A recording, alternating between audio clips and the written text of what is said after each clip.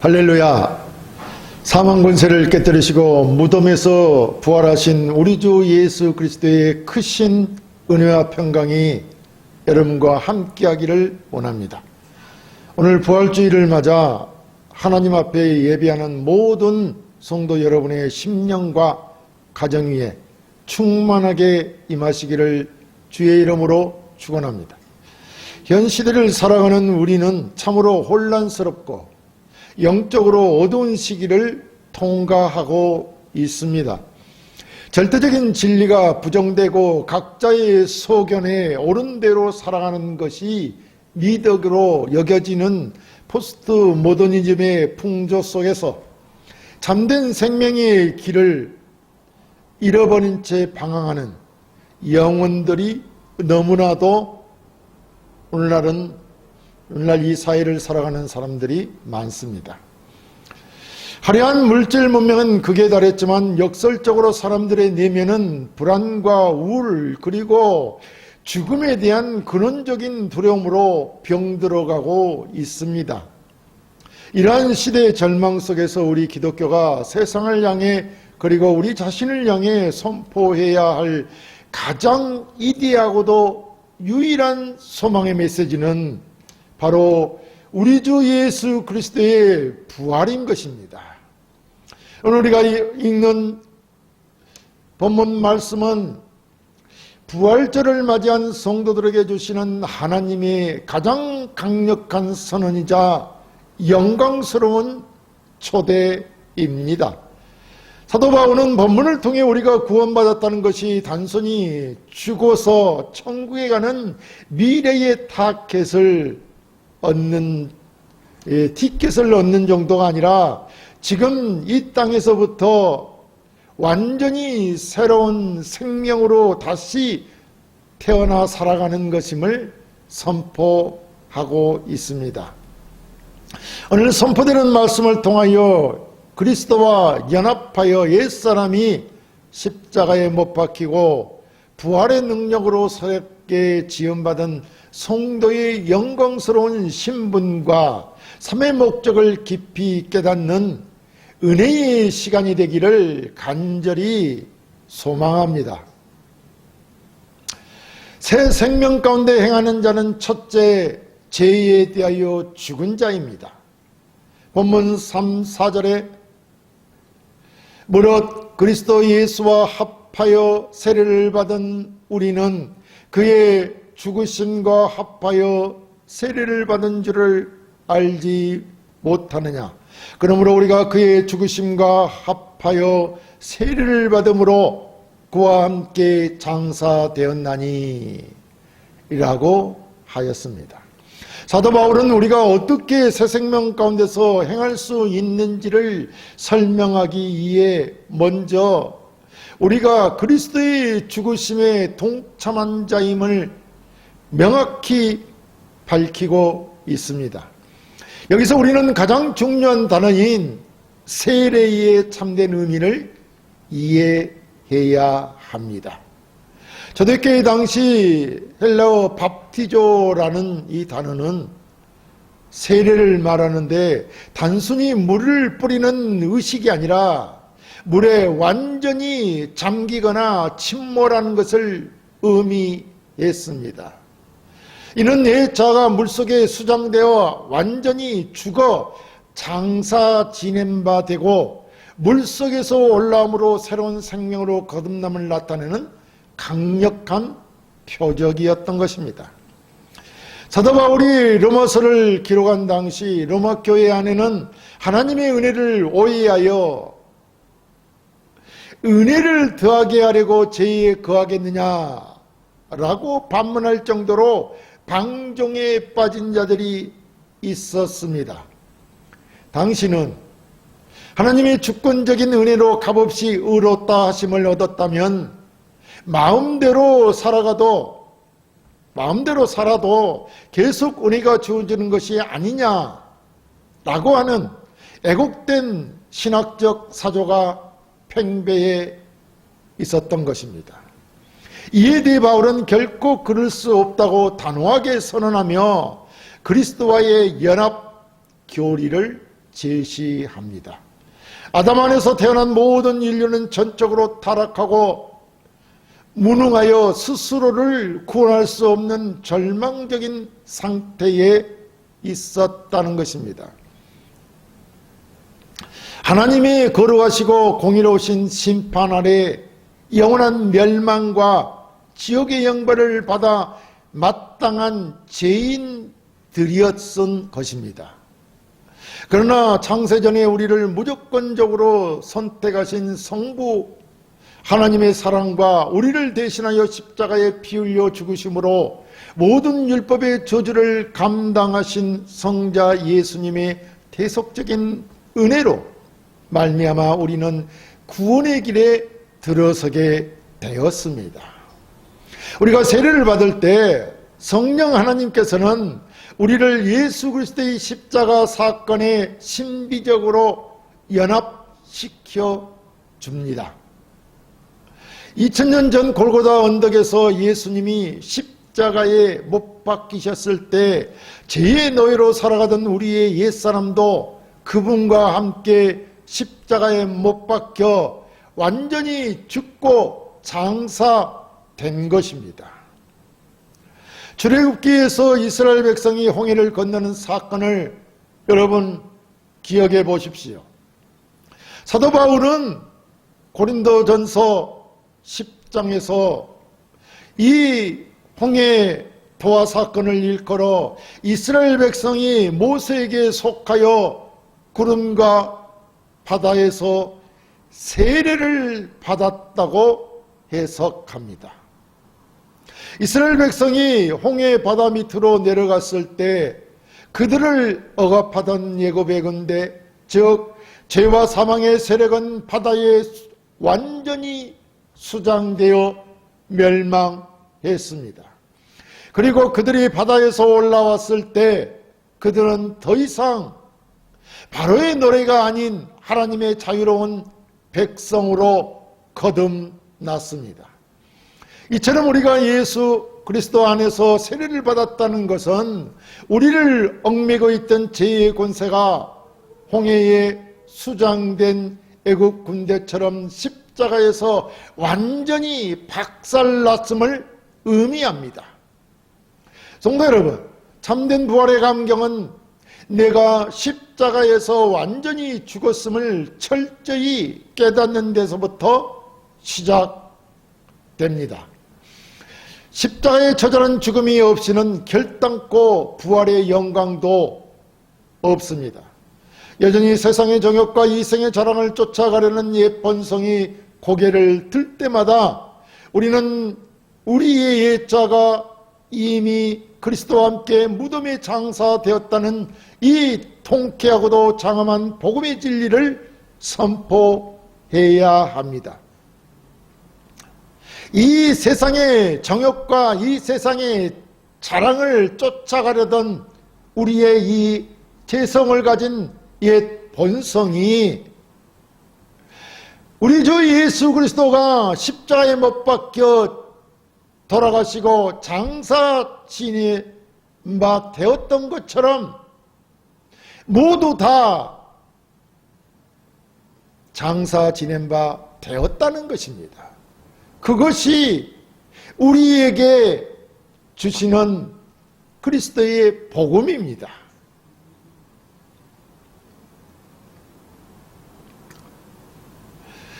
제약된 습관과 타협하려는 나약한 마음을 이제 우리는 버리고 죄에 대한은 이미 죽어 장사된 자라는 사실을 삶 속에서 철저하게 적용하며 나아가셔서 믿음으로 승리하는 여러분 되시기를 간절히 권면합니다. 생명 가운데 행하는 자는 둘째 부활에 동참한 자입니다. 본문 4절 하반절에서 5절에 이는 아버지의 영광으로 말미암아 그리스도를 죽은 자 가운데서 살리심과 같이 우리로 또한 새 생명 가운데서 행하게 하려 함이라. 만일 우리가 그의 죽으심과 같은 모양으로 연합된 자가 되었으면 또한 그의 부활과 같은 모양으로 연합한 자도 되리라 라고 하였습니다. 우리는 앞서 옛사람의 죽음을 확인했습니다. 이제 우리의 옛사람은 죽고 부활에 동참한 자가 되었습니다. 그래서 본문은 우리에게 부활에 동참하여 참된 새 생명 가운데서 행하는 삶이 무엇인지를 분명히 가르쳐주고 있습니다. 여기서 바울은 연합한 자라는 매우 독특하고 깊이 있는 영어를 사용하는데 이 영어는 농업 용어입니다. 이 단어가 농업 용어라고 하면 접붙임을 받아 함께 자라나는 것 혹은 단단히 밀착되어 하나로 생명을 공유하는 상태를 의미하기 때문입니다. 그래서 농업 용어라고 하는 것입니다.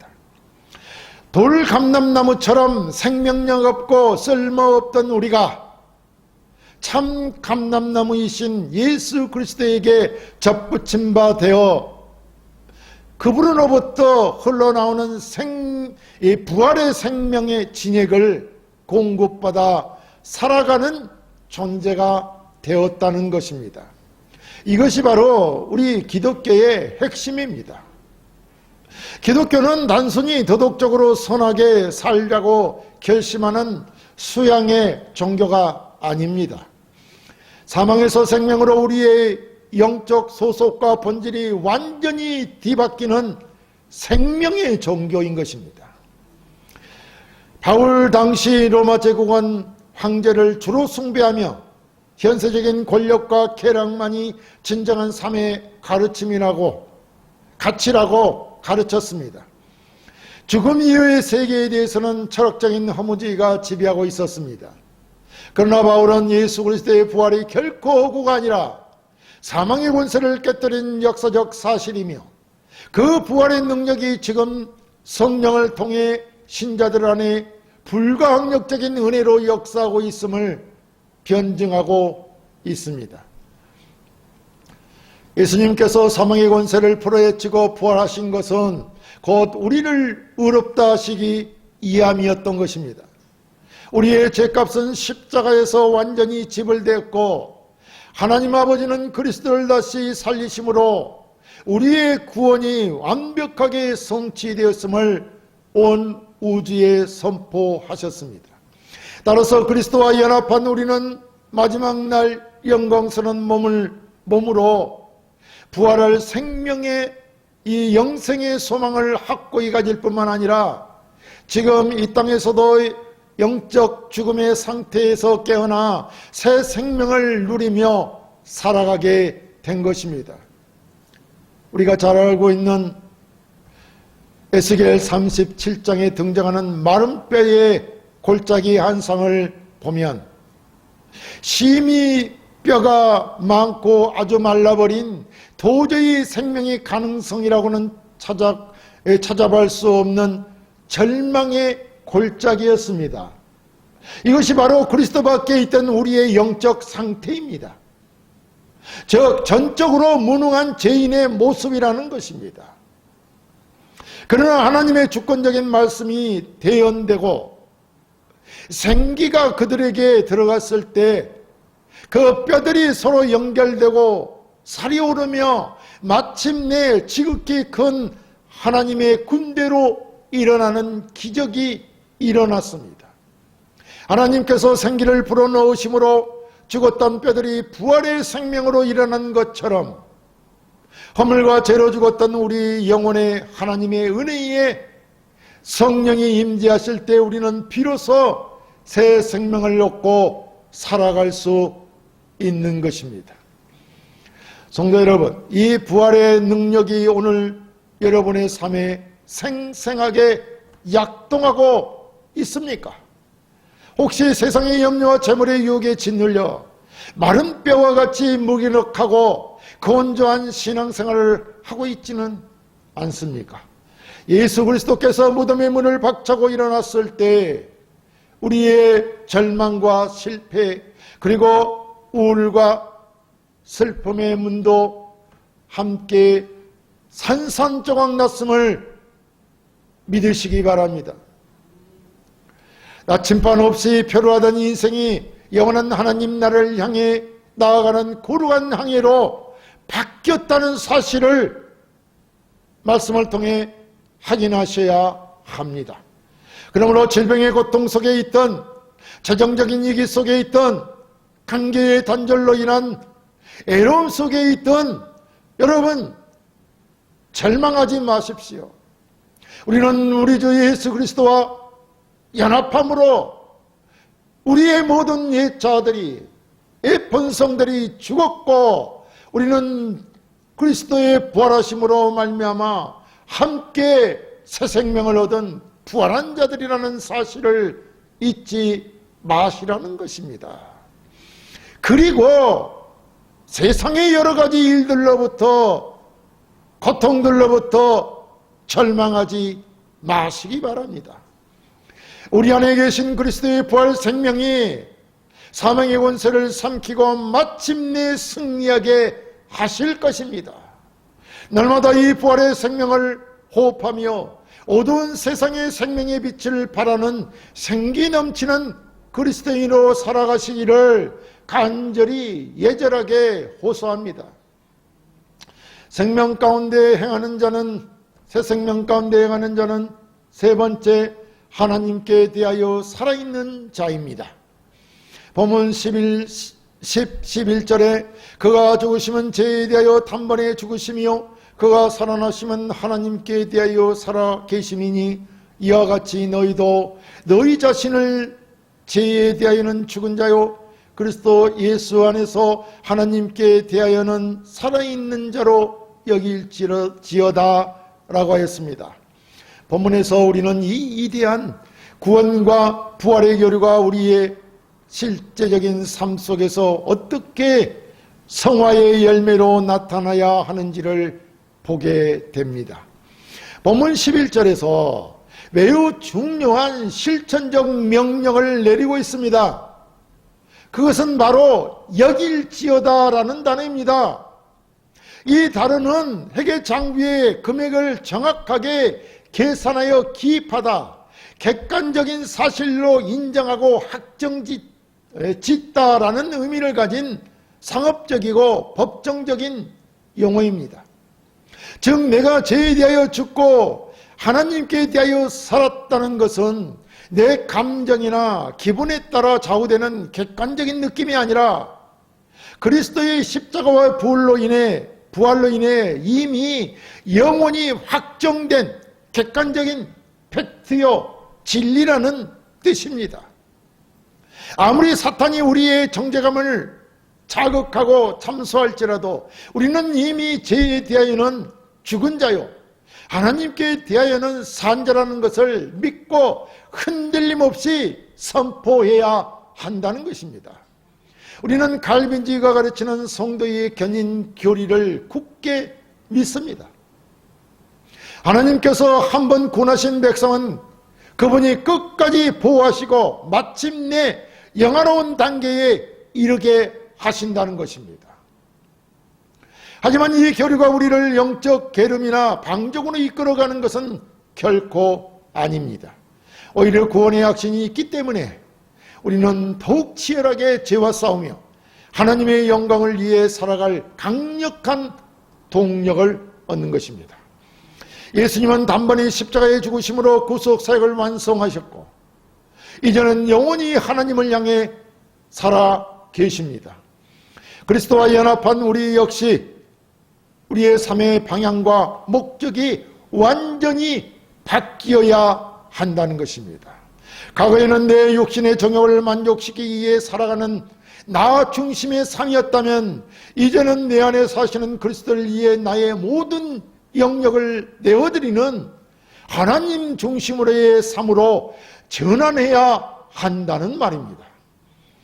요한복음 11장에 나오는 나사로의 부활 사건을 보면 죽은 지 나흘이나 되어 무덤에서 냄새가 나던 나사로를 향해 예수님께서 나오너라, 나사로야 나오라 라고 주권적인 생명의 말씀을 선포하실 때 죽었던 나사로는 수족을 배로 동인 채 무덤 밖으로 걸어 나왔습니다.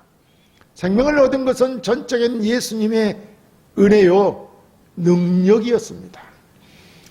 그러나 예수님은 곁에 있던 사람들에게 풀어놓아 다니게 하라 라고 명령하십니다. 나사로는 이미 살아났지만 정상적인 새 생명의 삶을 살아가기 위해서는 그를 얽매고 있던 시체의 수의를 벗어버리는 과정이 필요했습니다. 이처럼 우리는 칭의를 통해 이미 영적으로 부활한 새 생명이 되었지만 여전히 우리 삶에는 옛사람의 구습과 이기적인 욕망이라는 시체 냄새나는 수위가 얽혀 있다는 것입니다. 우리는 매일의 삶 속에서 성령을 의지하여 이런 냄새나는 얽혀있는 수위를 벗어버리는, 즉 성령을 의지하여 거짓, 미움, 음란, 탐욕이라는 무덤의 옷들을 한 겹 한 겹 벗어던지는 거룩한 성화의 싸움을 감당해야 한다는 것입니다. 성도 여러분, 우리의 매일의 일상은 영적인 전쟁터입니다. 여러분의 시간과 물질, 재능과 육체를 불의의 무기로 저에게 되어주시겠습니까? 아니면 의의 무기가 되어 하나님께 영광을 돌리는 삶으로 드리시겠습니까? 가정에서 배우자와 자녀를 대할 때, 직장에서 업무를 처리하고 동료들과 관계를 맺을 때 여러분은 죽은 자로서 침묵하고 체험하는 자가 아니라 하나님께 대하여 살아있는 자로서 공의와 사랑을 실천하는 생명의 통로가 되어야 합니다. 여러분, 우리의 몸을 감싸고 있는 더러운 수위를 과감하게 벗어 던져버리는, 그리고 새 생명의 삶을 하나님을 향하여 살아있는 자로 살아가야 한다는 것입니다. 그것이 하나님께 대하여 살아있는 자로서의 공의와 사랑을 실천하는 것입니다. 그들에게 생명의 통로가 되어드리는 것입니다. 제가 여러분을 지배하지 못하도록 영적 주도권을 절대 빼앗기지 마시기를 바랍니다. 이미 이긴 영적 싸움임을 선포하며 부활하신 주님과 동행하는 강력한 성도의 삶을 살아가는 그런 결단이 여러분이 있기를 촉구합니다. 사랑하는 성도 여러분, 부활절은 1년에 단 한 번 화려한 계란을 나누고 칸타타를 부르며 끝나는 기념일이 아닙니다. 부활은 과거의 역사적 사건일 뿐만 아니라 오늘 우리의 삶을 철저하게 뒤흔들고 재창조하는 현재적인 능력입니다. 하나님의 능력입니다. 로마서 6장의 말씀은 우리가 세례를 통해 그리스도의 십자가 죽음에 동참하여 옛 본성이 완전히 심판받았으며 이제는 그리스도의 부활 생명에 접붙임 바 되어 새로운 피조물이 되었음을 장엄하게 선포하고 있습니다. 성도 여러분, 이제 우리는 무덤에 머물리는 자가 아닙니다. 그러므로 수위를 거치고 있어서는 안 됩니다. 사망 권세를 깨뜨리고 영원한 생명을 주신 하나님 아버지의 크신 은혜에 감사하며 당당하게 세상 밖으로 걸어 나가야 합니다. 오늘 주신 말씀처럼 여러분 자신을 죄에 대하여는 죽은 자요 하나님께 대하여는 철저히 살아있는 자로 매일매일 계산하고 살아가시기를 바랍니다. 삶의 자리에서 마주하는 수많은 유혹과 고난 앞에서도 그리스도의 십자가 구속과 영원한 심판의 공의, 그리고 부활의 생명을 바라보며 의의 무기로 여러분의 삶을 하나님께 올려드리십시오. 이번 한 주간의 삶 속에서도 부활하신 주님이 여러분과 연합하여 동행하시기를 계심을 믿고 각자의 가정과 일터에서 생명을 살리고 변화시키는 새 생명 가운데 가는 능력 있는 그리스도인들이 다 되시기를 주의 이름으로 간절히 축원합니다.